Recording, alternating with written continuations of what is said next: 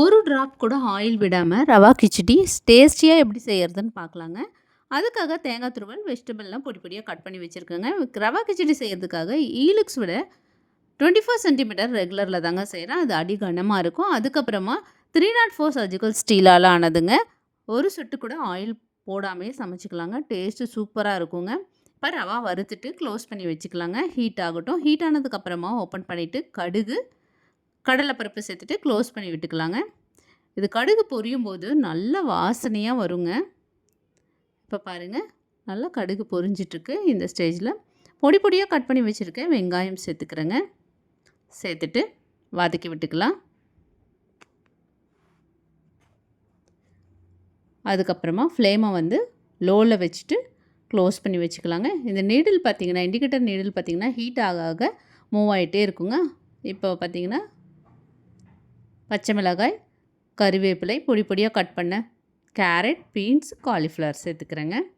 அதுக்கப்புறமா பொடி பொடியாக கட் பண்ண இஞ்சி சேர்த்துக்கலாங்க. சேர்த்துட்டு கலந்து விடலாம் தேவையே இல்லைங்க. அப்படியே க்ளோஸ் பண்ணி வச்சுக்கலாங்க.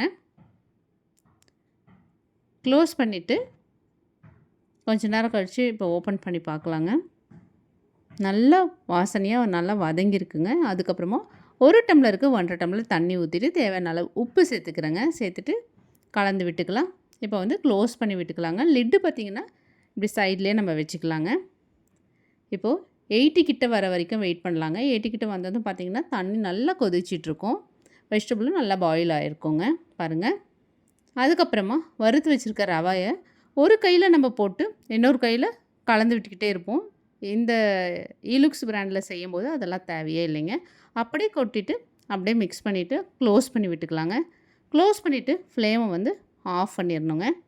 ஆஃப் பண்ணிவிட்டு ஓப்பன் பண்ணிவிட்டு கொத்தமல்லி, தேங்காய் துருவல் சேர்த்துட்டு நல்லா கலந்து விட்டு க்ளோஸ் பண்ணி விட்டுடணுங்க. அதில் இருக்கிற ஹீட்லே நல்லா வெந்து வந்துடுங்க.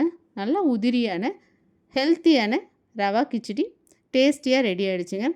கண்டிப்பாக இந்த வீடியோ உங்களுக்கு பிடிச்சிருக்குன்னு நினைக்கிறேன். நீங்களும் ஹெல்த்தி குக்கிங் செய்யணும்னு ஆசைப்பட்டீங்கன்னா நான் டிஸ்கிரிப்ஷனில் என்னோடய மெயில் ஐடி கொடுக்குறேன். நீங்கள் மெயில் பண்ணுங்கங்க.